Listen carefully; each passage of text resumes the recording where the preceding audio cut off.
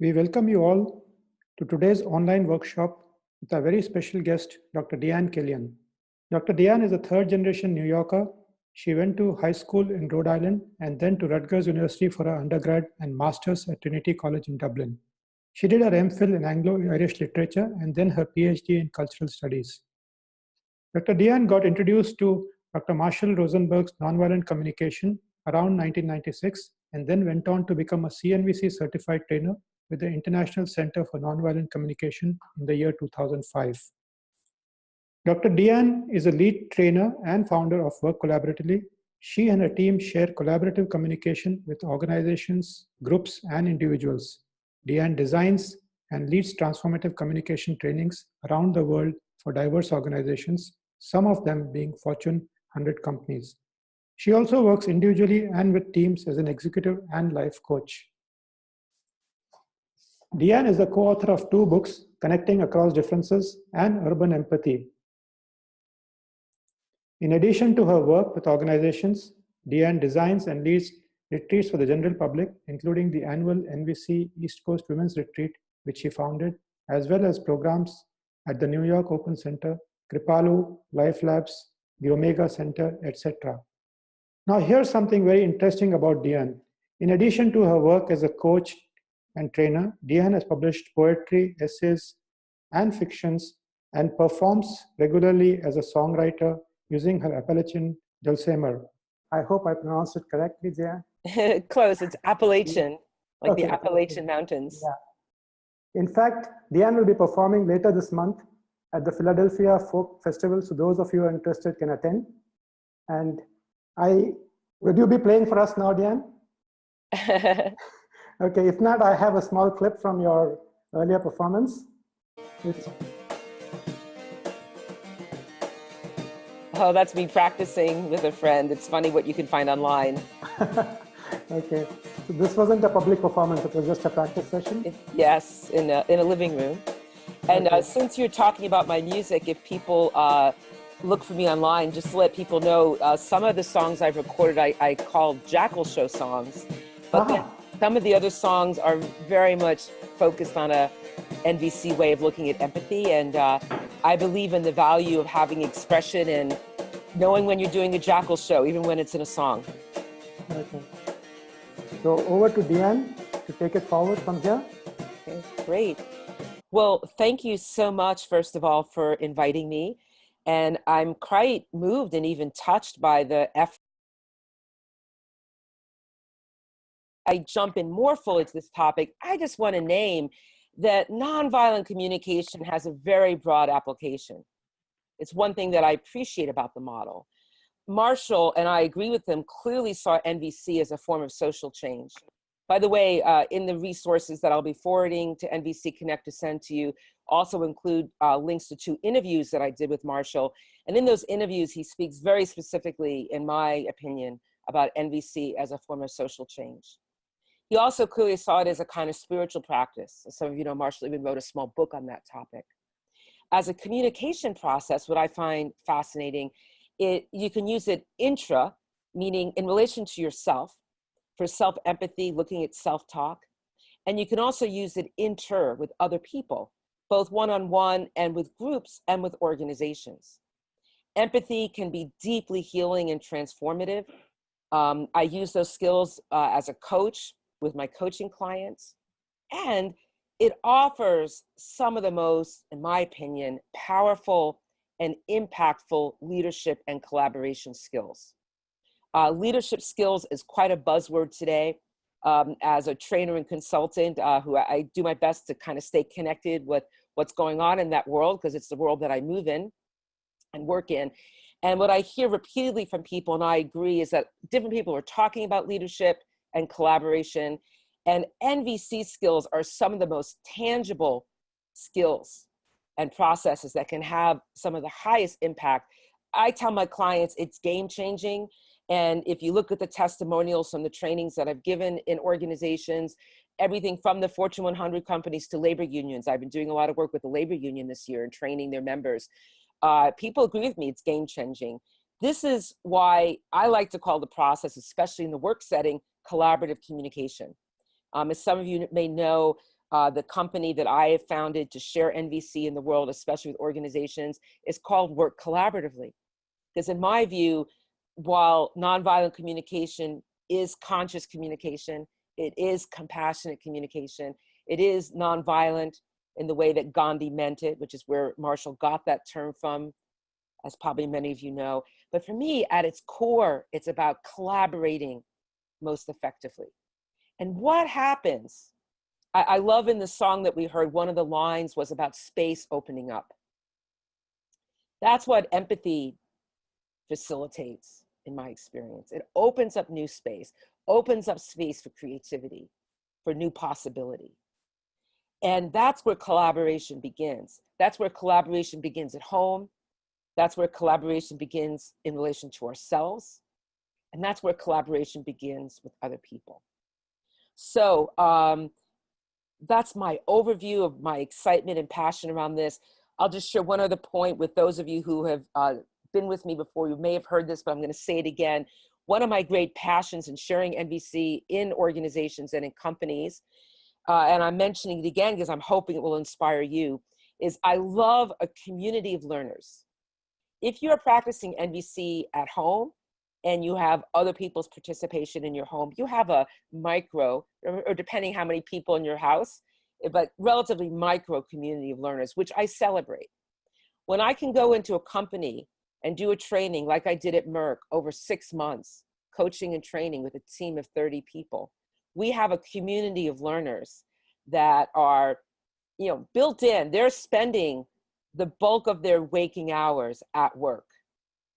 Most people in the US work about 40 hours a week. I would say us New Yorkers probably work more like 50 or 60 hours a week, but it's the bulk of our waking hours. So it's so exciting for me to imagine what can happen when you have a whole team that's on board with practicing and integrating nonviolent communication. So I want to inspire all of you to bring NVC into work. And I'm hoping what I shared today will give you some practical tools to do that. Before I share more though, I really want to hear from some of you. And I'd love to get all of you included and engaged. So here's what I'm curious about. Before I start sharing my ideas, I'm wondering, what are some of the workplace challenges that you've seen and experienced? I find most of the people I know have worked at least some point in their life.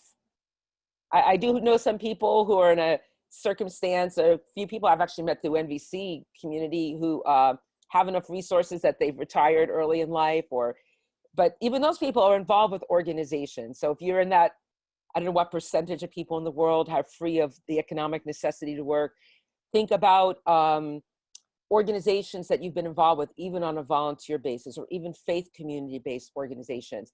So for me, this is about work, but it's in general about organizations and what happens when you have groups of people working together towards some shared mission or goal. So my question is, what challenges have you seen and experienced? Put your top challenge in 1 or 2 sentences in the chat, and I'll give everyone a moment to do that, and I'll read over them, and then we'll debrief together and see if anyone wants to speak to a workplace challenge. You said you.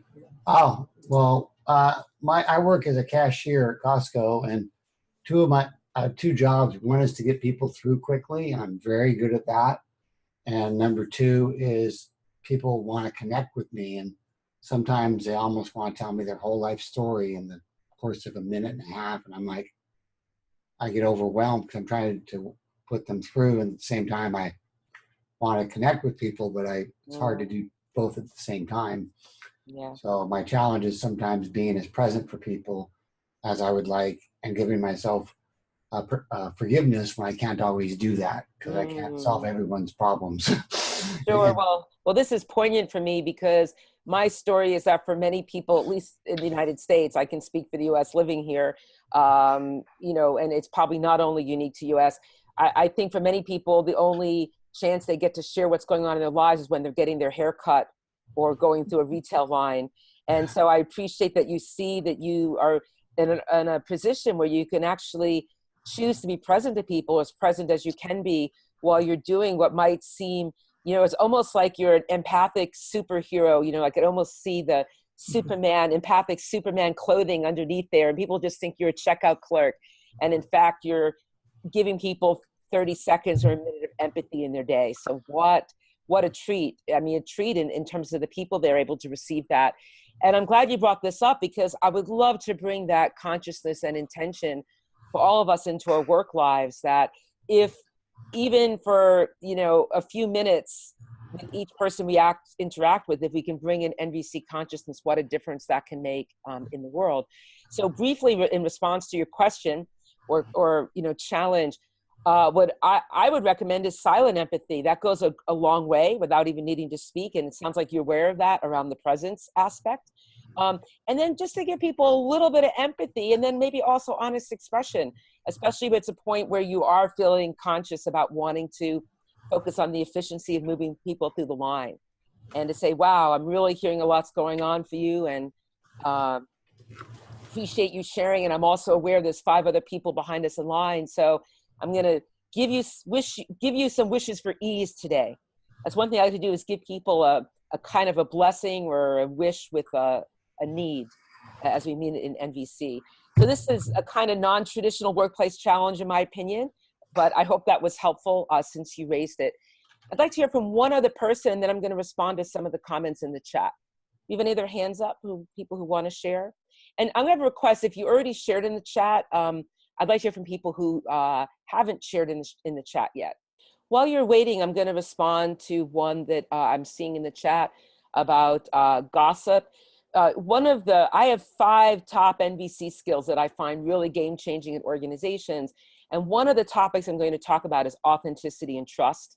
And in my experience, when there's gossip going on in an organization, that is an indication or a symptom, in my opinion, that there's some work that would be really helpful around facilitating a greater atmosphere of trust in that company. So to me, that's a symptom. For me, the best way to address that is to go into some honest expression using NVC. And I'm aware that can be challenging. And what I love about the NVC model is it gives us those 4 steps. So whatever the person is saying, if someone's frustrated about someone stepping up, to recap it, give them a little empathy, and make some kind of request. Like, I'm wondering if there's someone that you could talk with this about that might move it forward. Or is there some piece of this that you would feel comfortable bringing to the person? I always like to put those kinds of requests in there. I just want to check, Madi, I saw this was your question. Was that helpful? Yeah, actually, I knew the answer, but I wanted to put it in there. Subject, because I've heard it as a recurring subject regarding the workplace. So being the subject of your workshop, I wanted to be there.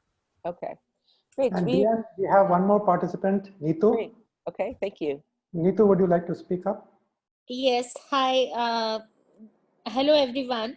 My question is around, when there is something important for the organization and the seniors in the system do not recognize its value, till it is a target, then, this is very important. We have to go behind it. We have to achieve it.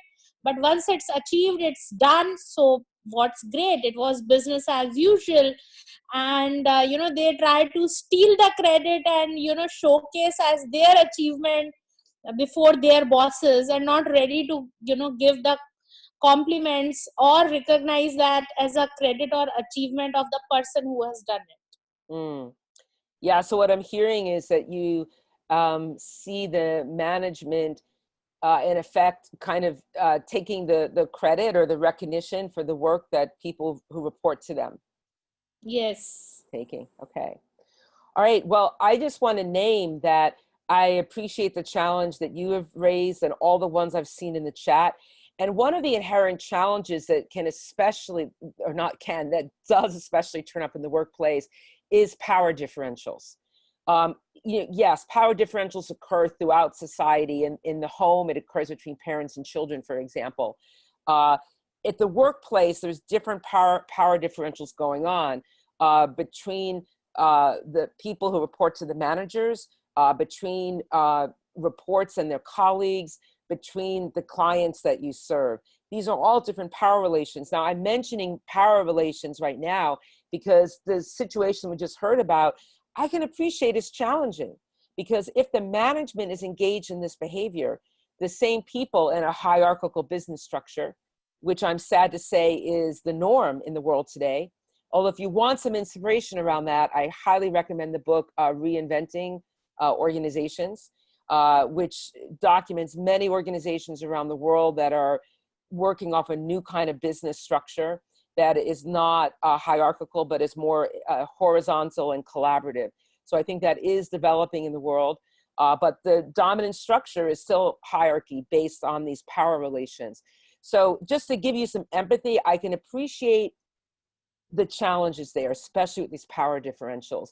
And I still believe it's possible to have a conversation or to make change around these areas. What I encourage you to do is to look first at your own comfort level. If you're really not comfortable having that conversation or taking action around that, you know, maybe practicing some self-empathy and seeing what choices you do have, other choices, is the direction to go in.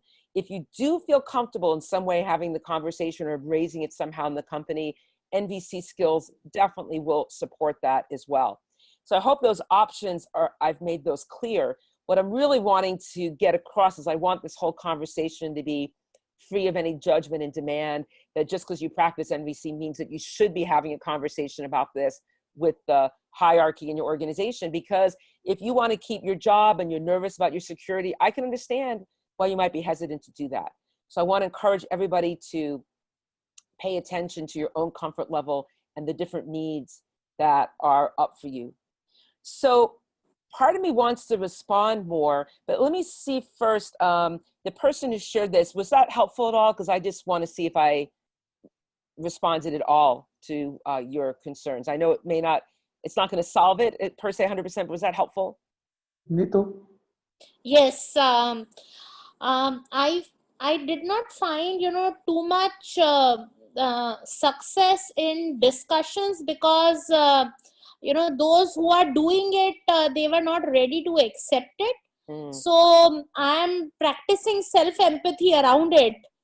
And but you know, this is something which is reoccurring again and again within me. So that's the reason, you know, it was at the top of my mind. So, but Yeah. Thanks for reassuring that self-empathy is a good idea, you know, to work on in this kind of a situation. Yeah, self-empathy and empathy with your empathy buddy. I continue to be inspired and amazed what comes out of empathy. There might be some strategies that you haven't even thought of yet that you, again, that you do have some choice and control around more directly.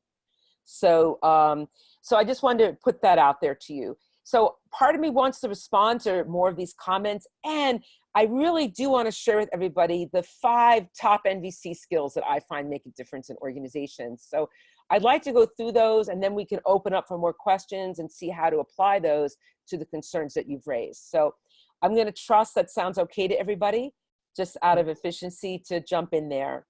So here's what I consider my top 5. And they're not exactly in order, although the first one I'm going to share is probably, in my opinion, the easiest and simplest tool in the NVC toolkit and gives the greatest impact in the workplace.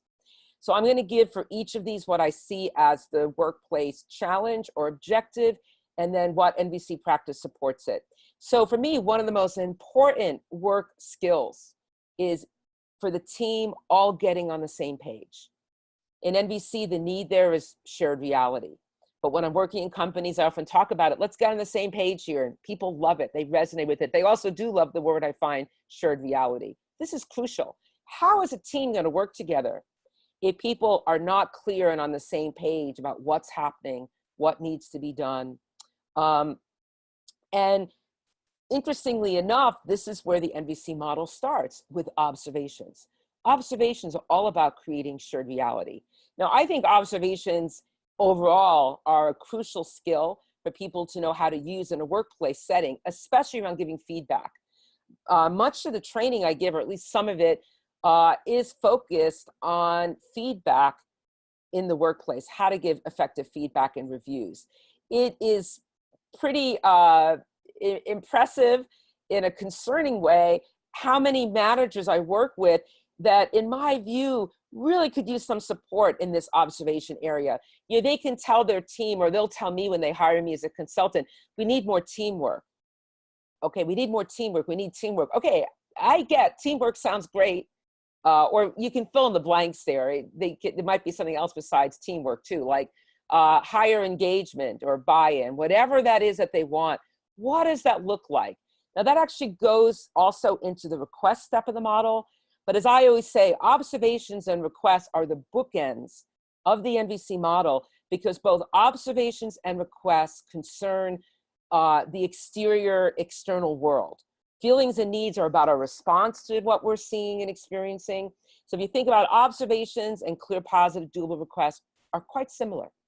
But the point is, if they're saying they want teamwork or engagement, what's actually happening now that's not working for them? So observations as a whole are key, but there's a subset of observations that I'm especially excited about in the workplace. And that is what I call recapping. In the NVC world, it's most commonly called mirroring or reflecting or reflection. I like to call it recapping because I find I used to teach this skill, calling it mirroring or reflecting, and I found it, even when I explained it and demoed it, I found it was confusing for people, because when they heard reflection, they thought they were supposed to be reflecting on what the person said and they would start responding. Recapping is the closest word, at least in English, to what we're actually asking people to do when we ask them to mirror or reflect. So I find when I use the word recapping, people get it like that. And it's also a word that just is more, I feel more comfortable using in a workplace setting rather than mirroring or reflecting. Because again, it's less jargon. People know what it means to recap. So having said that, there are certain skills around recapping that are very important and helpful that we draw from the NVC model. When I do trainings in companies, assuming I can fit this in, because there's, it depends on their priorities, what they've brought me in to do. But I usually like to include a module on both offering and requesting a recap. It's much easier just to offer one to people. When you're in a work setting, it's a real skill to be able to request it. And what I love about this, the easiest, most effective way to request a recap is to use the model. Now, I just want to make sure everyone is with me on what I mean by a recap. I use the most common words, mirroring or reflecting. What I mean by a recap is simply what you heard the person say. So there's two basic kinds of observations in nonviolent communication. What did you hear and what did you see? What you heard is the recap. I don't have an exact number on this, but I would say definitely more than 50% of observations every day, probably more like 70 or 80, is simply what we heard someone say. Recapping is like one of the most simplest things for people to learn, and I find one of the most powerful. I'll tell you why, because it's a basic need to be heard. It's a basic need to have shared reality. If someone is upset or agitated, if you're wanting to reconnect and de-escalate, being able to start and just being able to tell the person what you heard is a powerful and effective place to start. The other reason I like it is it gives me some time, or the person who's practicing it, to also take a breath. I may not be able to immediately go to empathy, but the frontal lobe of my brain can usually, especially now that I'm accustomed to doing it, having been through, I don't know how many hours of NVC training and being a certified trainer, but still, once you're accustomed to, oh, I'm going to be listening for what the person said, my brain can handle that much in the first 30 seconds. Let me just tell you what I heard you say. Now, the reason it's also important is all the new science and research coming out, the neuroscience and research on the unconscious, is demonstrating scientifically without a doubt that it is literally impossible to say, according to objective reality, what someone actually did say. There really is, communication theory talked about this years ago, and now neuroscience is backing it up, that when two people are communicating, it's almost like those overlapping circles. What is the one person saying? What is the other person hearing? And then the shared reality is that little bit of shared space in between. Okay, it's like those concentric circles. I hope everyone gets the image I'm talking about. So by recapping, we're making that overlap bigger, from going from two separate circles, overlapping, to hopefully getting as close as possible on the same page so we can see what's happening and make that shared reality bigger. So for shared reality, for clarity, for connection, for de-escalation, I just want to emphasize recapping is one of the most powerful tools in the NVC toolkit, in my opinion. And what I love when I'm training is once I've introduced the 4 steps, by getting people to practice recapping, it's a really easily accessible way to practice the whole model. Because if you are requesting a recap, the best way to do that is to use OFNR. So the observation might be, hold on a second, we've been talking about this for about 10 minutes. That's the observation. Or I notice I've heard you talk about 4 or 5 different points so far. Or I notice hearing the volume go up in the room. Say you're in a meeting. I think the volume of people speaking has maybe doubled in the last 2 minutes. Let me tell you what I'm hearing, because I want confidence that I'm getting it and I'm tracking it. I hope everyone heard the 4 steps in there. I was street NVC. I didn't go exactly in order. I started with the observation, then I went to the request, but then I did share my feeling and a need. I'm getting concerned, and I just want confidence. Confidence is a need.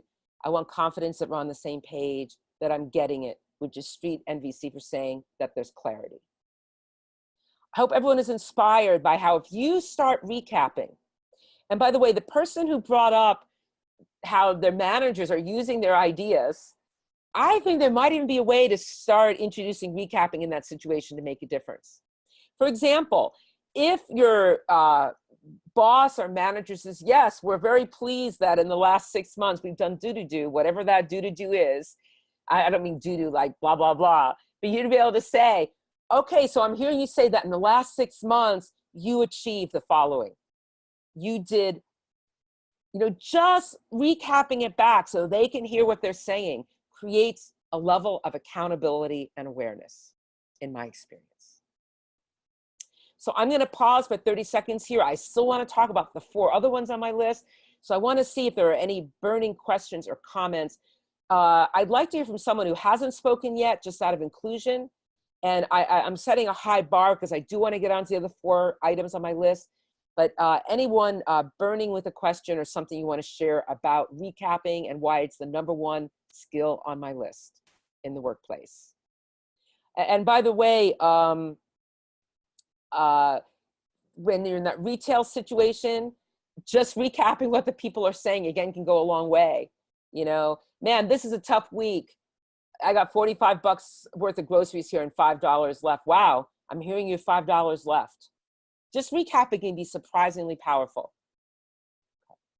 Okay, I want to check with Salil and Madi if there are any, I set a pretty high bar there. In the chat, Diane. Okay, in the chat. From Katarina, is recapping a tool for getting on the same page? Absolutely. That's one of my favorite needs that's met by recapping. Okay, all right. I'm not seeing any other comments. I hope that was clear, and I hope everyone's clear about what I mean by recapping. So the second element that I think is really important in a workplace setting, so we've already talked about getting on the same page and having shared reality. The next area, and I put these together, is authenticity and trust. In a corporate setting, they usually talk about authenticity using the word candor.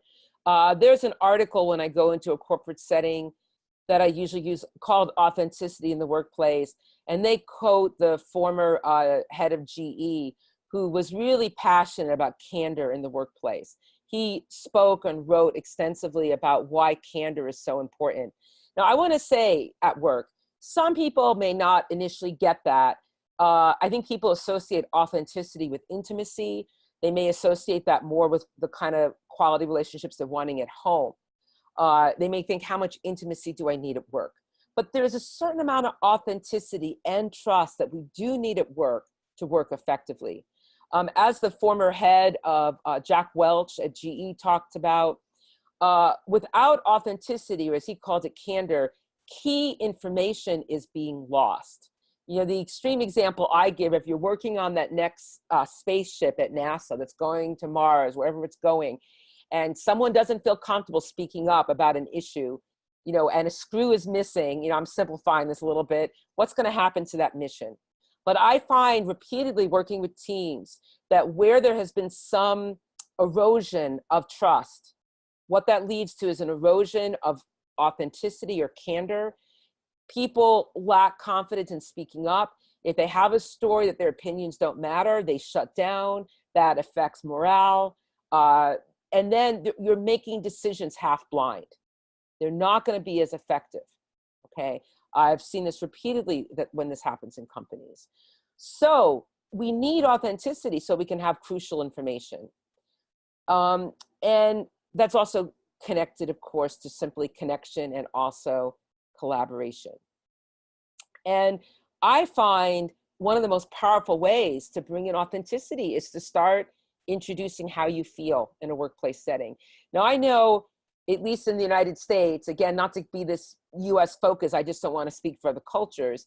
You know, I call feelings the real F word, because people have this idea that, you know, you're not supposed to talk about your feelings, especially at work. In my view, it's a more limited, narrow pool of feelings. When I work with companies, I have a shorter feelings and needs list that I bring in. It's the needs of the employer, of the employee and the team, and then a narrower feelings list. But we do use feelings at work. Probably words like concerned, pleased, satisfied, you know, but you could use other ones too, depending on your comfort level.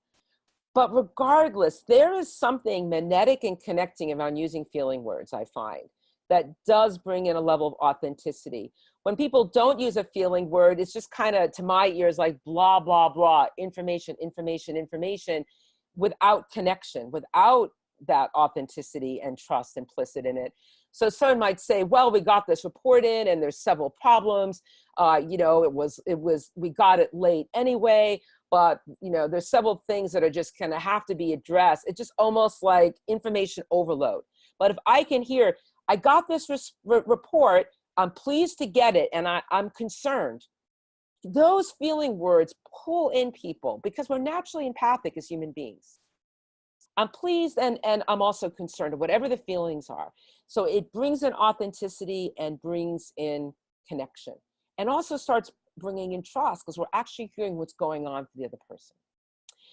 So I'm torn in this moment. By the way, that's a feeling word that I would use in a work setting: concerned, pleased, excited, or maybe torn.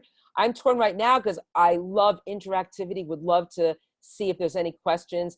And I'm noticing we have about 20 minutes left on the call. So I'm going to just move on and go on to number 3 right now, and then see, please track if you have any questions, and then we'll hopefully have time to take those when I'm done going over my 5 top workplace priorities and NVC practices. So next crucial element in the workplace is motivation and engagement. Every manager I talk to is interested in that. How do you do that? Fostering intrinsic motivation is key. What I mean by intrinsic motivation is, let me give an example first of extrinsic motivation, which most workplaces have plenty of that. It's called pay and what kinds of increases in pay or bonuses you might get. What's your review like? And usually review is connected to pay increases. So it's definitely in a reward and punishment paradigm, as Marshall would have called it. In my experience, when people are genuinely, authentically connected to the work that they're doing and the meaning of it and the value of it, they are way more engaged, way more invested. So that's what we're talking about when I say intrinsic motivation. What's amazing is this is the powerhouse of nonviolent communication. I am familiar and trained in other forms of conflict resolution. Marshall's most dramatic contribution to the field of conflict resolution and communication was bringing in the needs, which, by the way, that's a larger story and how the model developed. It was the last element that he added, by the way. It was relatively late in his teaching and sharing that he added needs.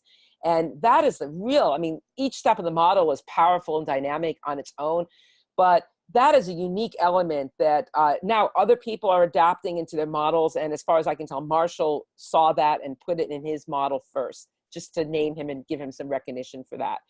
But this is key in companies. When I talk about this in companies, I talk about it usually as what's driving the situation. What's driving it and what is driving it for each person. So there's some core needs that come up in a workplace: effectiveness, sustainability. But most people also have needs for meaning and contribution. I don't care what the job is, if you're working at Costco checking people out in the line or coming up with the next drug at a pharmaceutical company that could save people's lives, we all have a need for meaning in life. It's a basic human need. So how do we connect into that intrinsic motivation through needs? But again, that is a really powerful element to bring in. Often when I'm doing organizational development work with organizations, one thing I'll do is I'll have the needs out, the business needs. I have my own deck of business need cards that I use. And I ask people, what needs, what core values are you meeting by working here? What core values are you meeting by being on this team? I want to remind people that no matter what else is going on that may be frustrating, distracting, maybe even disheartening or frustrating for them at work, there are some needs, I'm sure of it, that are being met for them, or they wouldn't be there. There's some needs being met. That is the intrinsic motivation. When I'm working with managers and they're frustrated about how their staff are following up on things, there's different toolkits I bring in, including recapping, including clear positive requests. And one of them is, how have you engaged them on an intrinsic level? Have you talked about the core values that are driving this project? So, and again, for the person speaking about the issue with their managers, that could be a way to broach this subject with them. And asking a question, again, depends on your comfort zone. I know I don't know the situation and the dynamics exactly. So here's an example of what it could sound like. My guess is you really want to engage all of us. My guess is you want confidence that we're all committed to this project. And I'd like to know which piece of this that each person on the team can take a part of and have some recognition for, because that kind of inclusion and recognition would really build my engagement. I hope everyone heard how I'm using the model there, using the needs, even across power differentials. I'm going to move on to number 4, which is very connected to number 3 about intrinsic motivation, which is fostering buy-in and accountability, which is another key issue that I hear regularly from companies. For me, the key element for fostering buy-in, engagement, and accountability, in addition to other aspects of the model, is connection requests. In my opinion, recapping and connection requests are 2 practices in NVC that are most often overlooked, that are 2 of the most powerful practices in NVC. When I teach NVC, regardless of where, for a company or the general public, I am sure to include teaching specifically about recapping and connection requests, because they are so key. They are so key to collaboration. And I find connection requests are so often overlooked because we're already so strategy focused, in my opinion. I think that's become cross-cultural. We're used to going online, Googling something, using the remote control. We're eager to meet our needs. That's a human desire. It's understandable. All life wants to meet its needs. My cats, they want to meet their needs in the morning. They have a lot of strategies to get their needs met as efficiently as possible, getting me out of bed in the morning. So we all want to meet our needs. But we can go prematurely to the strategy. Prematurely. At a loss of connection, at a loss of information, at a loss of collaboration. How do we really get that collaboration? It's through connection requests. So recapping is a form of connection requests. Let me tell you what I've heard you say so I can make sure I got it. I've noticed how many pieces I've heard from you. Could you, or how many pieces I've shared. Could you be willing to tell me what you've heard so far? So I can so we can track it, so we can integrate it. So that is one kind of connection request. The other kinds of connection requests I love to use at work are street NVC connection requests. For example, how does this sound to you? What ideas do you have? How are you seeing it? I'm getting a sense that this is really important to you. Can you headline to me? I'm not quite getting it as clear as I like. Why is this so crucial for you? What are you seeing as the impact? Whatever that connection request is, I challenge you in the next conversation you have to go for the connection request first. I would say make sure, you know, I give an extreme example. Unless I see smoke and smell fire, I want to make a connection request first. If I see smoke and smell fire, I will say, ooh, I see flames, let's get out of the house. I will go immediately to a strategy. That's a high bar. Other than that, where's the connection request? I would say 90 or even 95% of the time, I want to start with the connection request before I go into a clear, positive, doable request. Which, by the way, is number 5 for game changing. When I talk to people at companies, one of the most common problems I hear is people just aren't getting things done. So number 5 is efficiency. People want efficiency and effectiveness at work. I may not want it when I'm lying on the beach or reading a book and I'm relaxing, but most of us want it at work. How do we get efficiency and effectiveness? This is where the clear, positive, doable request comes in. It kind of leaves me in awe how often I work with companies and they say, a manager says, yeah, we've talked about this at team meetings 4 or 5 times, still not happening. And I ask them, I'm curious, what kinds of requests have you been making? First of all, the bulk of the time they have neglected to make any kinds of connection requests. So they really do not know what is going on for their team.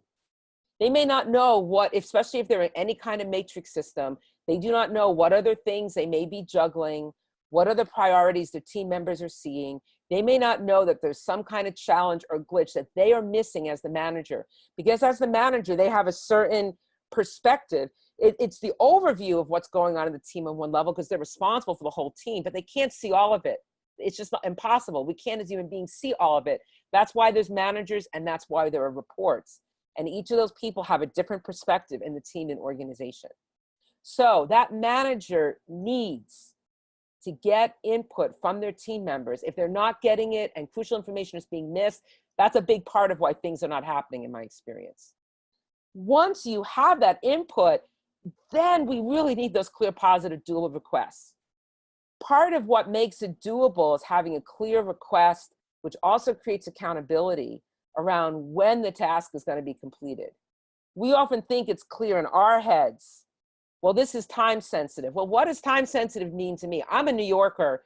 You may notice it by the pace I'm speaking. I'm a third, as Salil mentioned in that beautiful introduction with pictures and music. I was so impressed. Anyway, I'm a 3rd and 4th generation New Yorker. I joke about it. It's probably in my DNA code. And now science is showing things like that are in your DNA code, just like trauma is in your DNA code.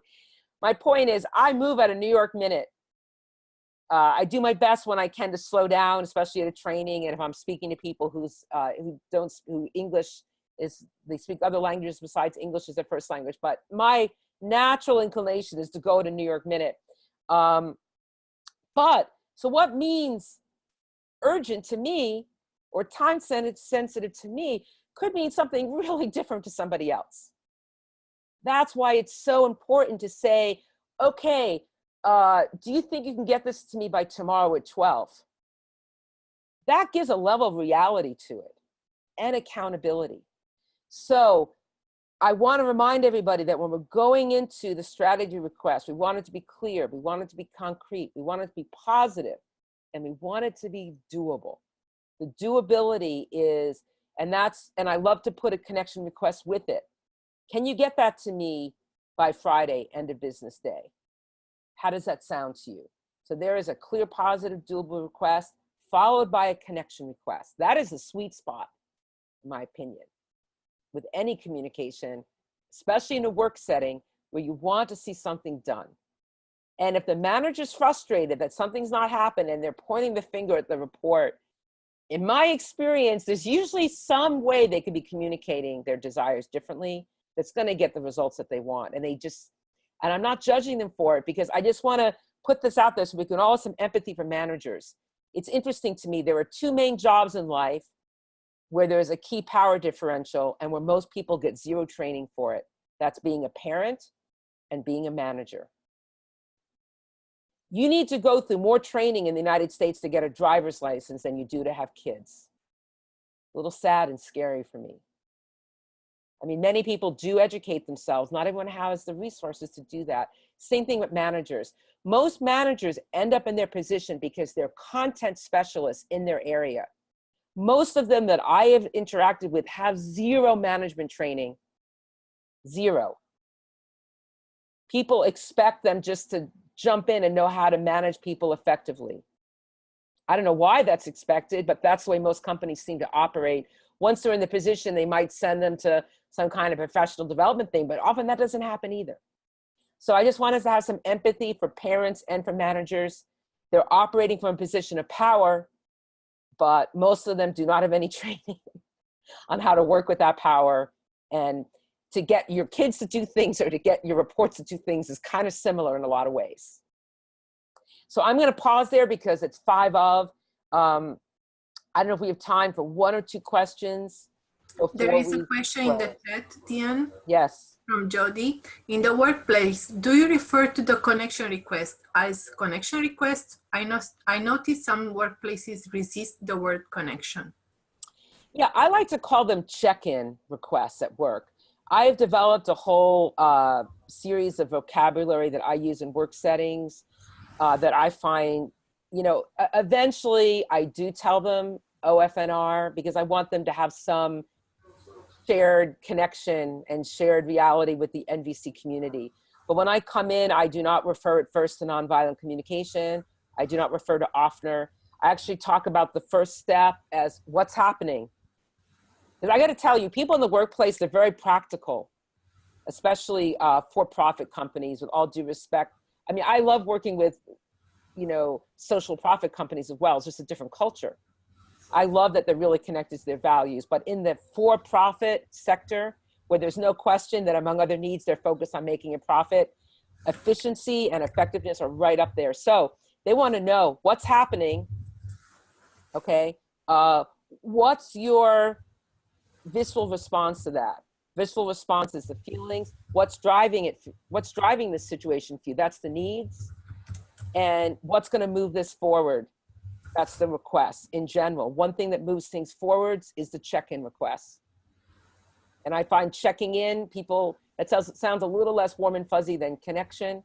Although I find in most work settings, they get connection. Here's the thing, if you're bringing NVC into the workplace, if you can engage people within the first 45 minutes, and if you can give them a direct experience of the model, which is what I do in a corporate setting, you have them.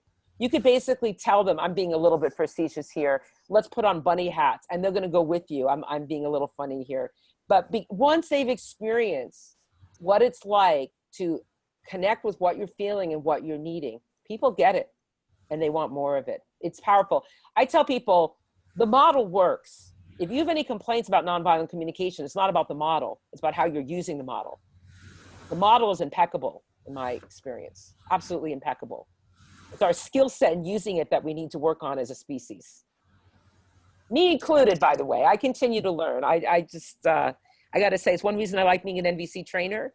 It gives me a way to be practicing as much as possible, but I'm human, I miss the mark. And I got to tell you, one of my things that I'm most grateful for, having been in NVC workshops with Marshall and been on a training team with Marshall, I led a 9-day intensive with him before he retired. I got to see his humanity too. We're all human, so we're all doing the best we can at any moment, and we continue to learn. I know no one asked about that, but I just wanted to put that in there. There's one more.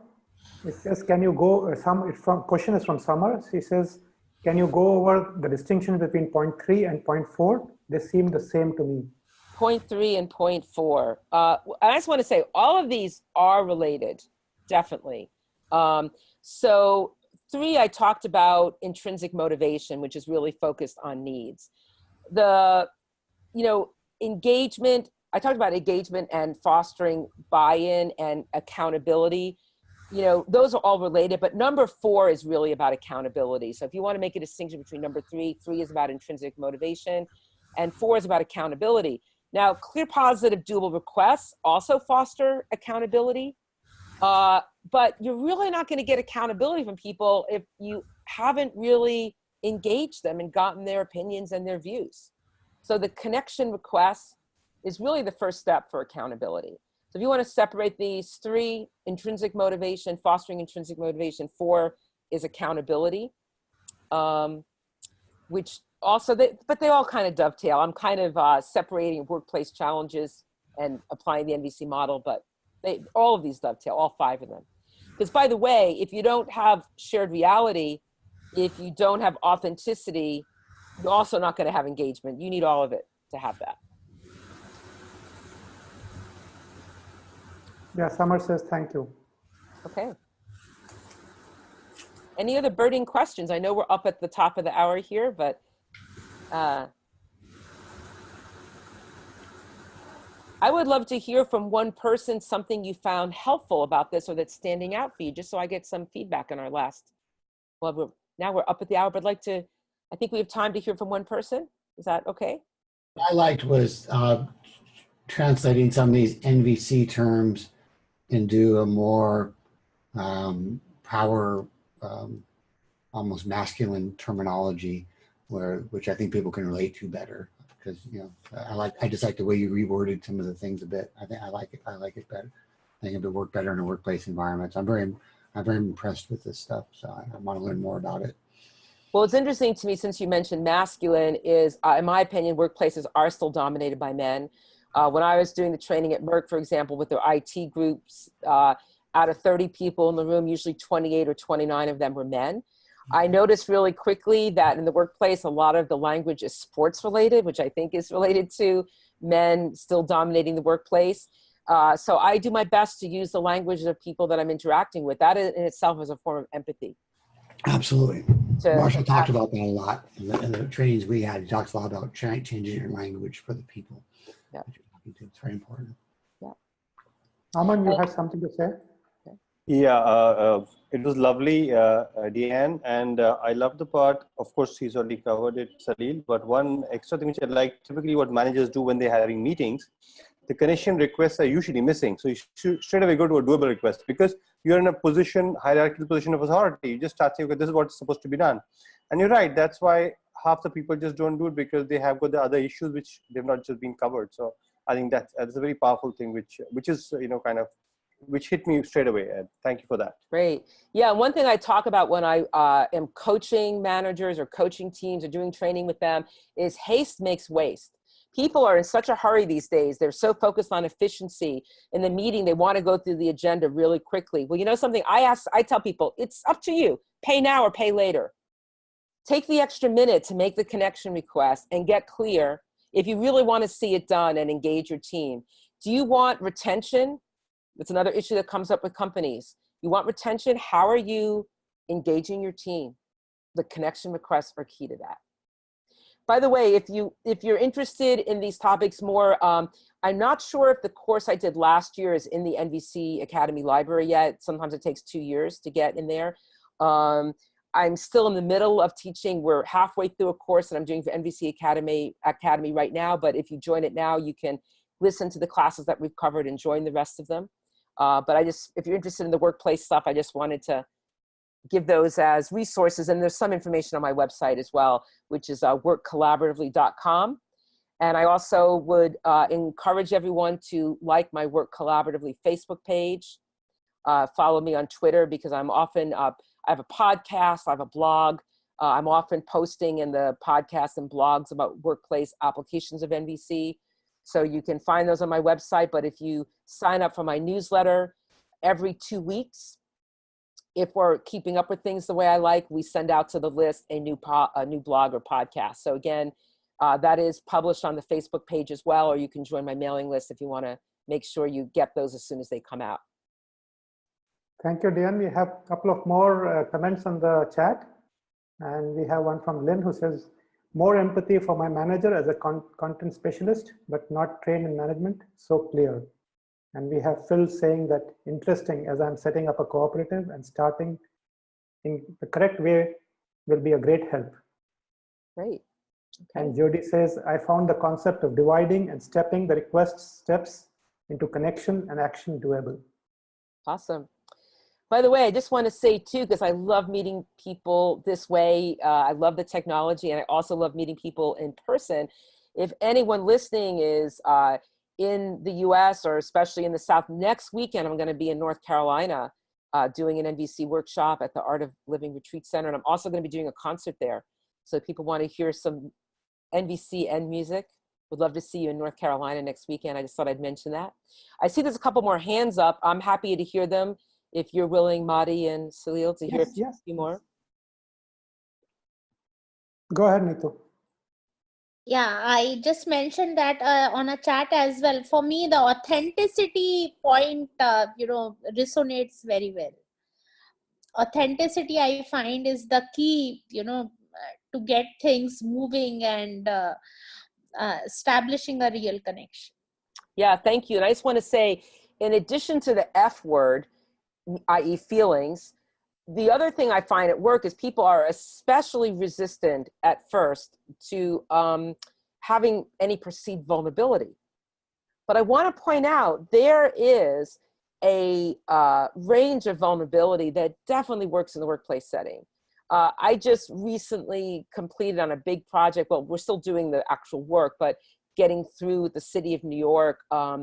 I live in an area that's historically landmarked, and I wanted to make some changes to my facade and ran into some complications. But I was also really frustrated at one point with how the architect was handling things, which became part of the delays. I know this may not seem exactly like a workplace setting, but this is someone who's working for me. I'm paying her. Maybe not as much as she would like, but I am paying her, but still things were moving slower than I wanted. I really got authentic with her and shared that I was scared. I noticed when I was able to really be authentic, things started to move a lot faster. So what is your comfort level for being authentic in a workplace setting? If scared is too vulnerable a word for you to use at work, concerned, anxious, impatient, but those feeling words are like magnets. We are naturally empathic as human beings. I'm convinced of that. So when we can start sharing our feelings, it gets people's attention and starts connecting in a really different way than just information, blah, blah. This report was due last week. The client is waiting for it. That just starts going over my head. But if I can hear, I'm pretty scared about this, or I'm concerned, it gets people's attention in a different way. Well, thank you everybody for being on the call, and I enjoyed hearing from all of you. And I'm sad we didn't get to all the chat questions. So hopefully I'll have another opportunity to be with some of you at another workshop online or in person. Sure. Thank you. It was lovely. Thank you. Thank you. Thank you, you. Diana. Thanks, Salil and Maddie, for making this happen for us. Yeah.